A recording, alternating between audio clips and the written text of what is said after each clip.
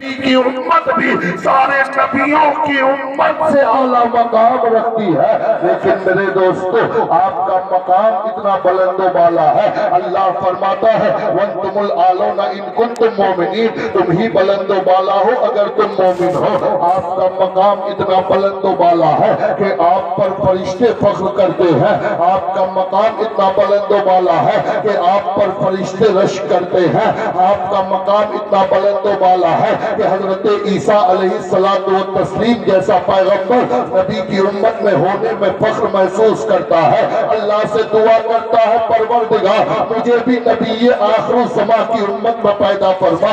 اللہ اکبر، جس نبی کی امت میں پیدا ہونے کے لیے وقت کا ایک نبی تمنا کرے، وقت کا ایک رسول تمنا کرے، اس نبی کی امت کا مقام کیا ہوگا؟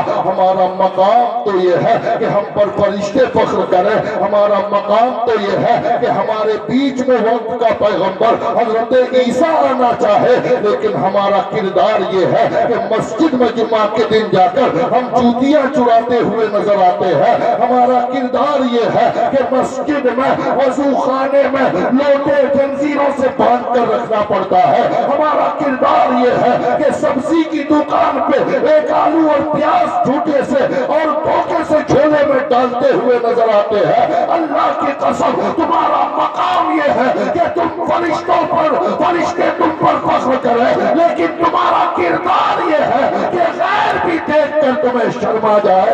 اللہ اکبر، اس لیے اپنے مقام کے اعتبار سے اپنے کردار کو بدلو، اپنی فضیلت کے اعتبار سے اپنی منزلوں کا انتخاب کرو۔ حضرات محترم، میں آپ کو ایک مثال کے ذریعے سمجھاؤں۔ دلی کی جامع مسجد ہے، اگر یہ مثال آپ کے ذہن اور دل میں بیٹھ گئی تو میرا یقین ہے کہ آپ اپنے ضمیر کو بدلتے ہوئے نظر آئیں گے۔ حضرات محترم، آپ نئے سال کو منانے کے بجائے خود کو بدلنے کی کوشش کیجیے۔ حضرات محترم، دلی آپ نے دیکھا ہوگا، دلی کی سرزمین ہے اور اس دلی میں چاندنی چوک ہے، چاندنی چوک میں مینا بازار ہے، مینا بازار میں جامع مسجد دلی کی ہے جسے شاہ جہاں نے بنوایا تھا۔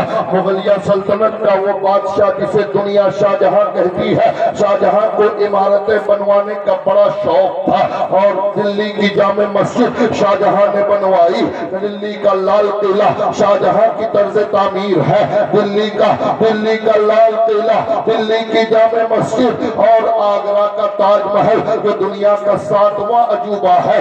اللہ اکبر، میرے دوستوں اور بزرگوں، یہ بھی شاہ جہاں نے بنوایا۔ شاہ جہاں کو عمارتیں بنوانے کا بڑا شوق تھا۔ اللہ اللہ، جب دلی کی جامع مسجد بنی، دلی کی جامع مسجد کی ایک الگ اور بڑی ہی دلچسپ تاریخ ہے۔ حضرات محترم، اگر آپ کو دلچسپی ہو تو میں آپ کے سامنے بیان کروں۔ دلی کی جامع مسجد یوں ہی نہیں بن گئی ہے، بلکہ دلی کی جامع مسجد کے بننے کے پیچھے ایک بہت بڑا راز چھپا ہوا ہے۔ دلی کی جامع مسجد میرے مصطفیٰ کی مرضی کے مطابق بنی ہے، مدینے والے آقا کی مرضی کے مطابق بنی ہے۔ شاہ جہاں کہتا ہے کہ شاہ جہاں کے خواب میں میرے نبی تشریف لاتے ہیں اور کہتے ہیں شاہ جہاں دلی میں ایک مسجد بناؤ، اور مسجد کا نقشہ بھی میرے مصطفیٰ نے شاہ جہاں کو دکھایا۔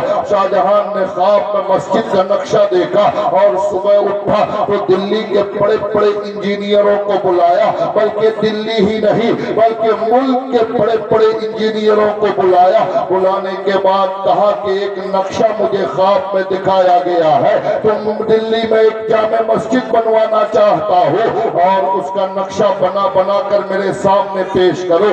ایک انجینئروں نے ایک انجینئر اپنے طرف سے ایک نقشہ لا کر شاہ جہان کی بارگاہ میں پیش کیا۔ شاہ جہان نے نقشہ دیکھا، ریجیکٹ کیا۔ شاہ جہان نے نقشہ دیکھا، اس کو سامنے سے ہٹایا اور کہا کہ یہ نقشہ نہیں ہے۔ ایک انجینئر پیش کرتا رہا۔ شاہ جہان نے سارے انجینئروں سے کہا کہ کل تک وہ نقشہ چاہیے جو میرے دماغ میں ہے، جو میں خواب میں دیکھا تھا۔ اگر وہ نقشہ تم نے کل تک بنا کر نہیں دیا تو کسی کی خیر نہیں۔ اللہ اکبر۔ دلی کا رہنے والا نظام الدین بستی کا رہنے والا ایک انجینئر اپنے اداس چہرے کو لے کر جا رہا تھا، اس لیے کہ کل تک دلی کے جامع مسجد کا نقشہ پیش کرنا تھا۔ جب وہ دلی چاندنی چوک سے جانے لگا، اللہ اللہ، نظام الدین بستی کے کونے پہ چوراہے پہ ایک مصوب بزرگ بیٹھا ہوا ہے، جس کے بال الجھے ہوئے ہیں، جس کے بدن پہ پھٹا پرانا کپڑا ہے، اس مئی جون کی گرمی میں بھی کمبل اوڑھ کے دلی کی سڑک پہ بیٹھا ہے۔ اللہ اللہ، اس انجینئر نے دیکھا کہ اللہ کا نیک بندہ مصوب بندہ بیٹھا ہے، تو وہ انجینئر گیا، جانے کے بعد اس کے ہاتھوں کو بوسا دیا۔ اللہ کے ولی نے آنکھیں کھولی، کہا کیا بات ہے؟ کہا حضور آپ تو دلوں کا حال جانتے ہیں۔ اللہ اللہ، کہا شاہ جہان نے تیرا نقشہ قبول نہیں کیا، کل اس کو وہ نقشہ چاہیے جو اس کے ذہن و دماغ میں موجود ہے، جسے اس نے خواب میں دیکھا ہے۔ کہا ہاں ہاں۔ اللہ اکبر۔ اس مصوب نے کہا آؤ میرے کمبل کے نیچے سر رکھو۔ اللہ اللہ، کیوں ہی اس انجینئر نے اس مصوب کے کمبل کے نیچے اپنا سر ڈالا تو کہا کیا نظر آ رہا ہے؟ کہا مسجد کا نقشہ نظر آ رہا ہے۔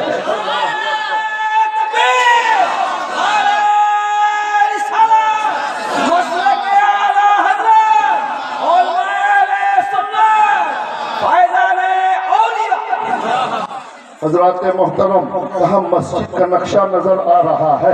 اللہ اکبر۔ اس بزرگ نے کہا کہ تم یہ مت کہنا کہ میں نے تجھے یہ بتایا ہے، تم اپنا نقشہ پیش کر دینا۔ شاہ جہان کی بارگاہ میں دوسرے دن جب نقشہ پیش کیا، شاہ جہان خوشی سے جھوم اٹھا۔ ہندوستان کا شہنشاہ خوشی کے مارے جھوم اٹھتا ہے اور کہتا یہ تو وہی نقشہ ہے جو مجھے خواب میں دکھایا گیا ہے۔ اللہ اکبر۔ میرے دوستوں اور بزرگوں، آپ کو میں جہاں لے جانا چاہتا ہوں وہاں آپ چلیں، اس لیے کہ اگر میں اس بزرگ پہ گفتگو کرنا شروع کر دوں تو یہ بات ادھر لمبی ہوتی نظر آئے گی، اس لیے کہ اللہ نے اپنے نیک بندوں کو وہ پاور اور اختیار دیا ہے۔ پھر علامہ اقبال کہتے ہیں کہ نظام بزم گیتی بدل جائے آنے واحد میں، نظام بزم گیتی بدل جائے آنے واحد میں، اگر ضد پہ آ جائے کوئی دیوانہ محمد کا، نبی کا غلام اگر ضد پہ آتا ہے تو کبھی شمس تبریز بن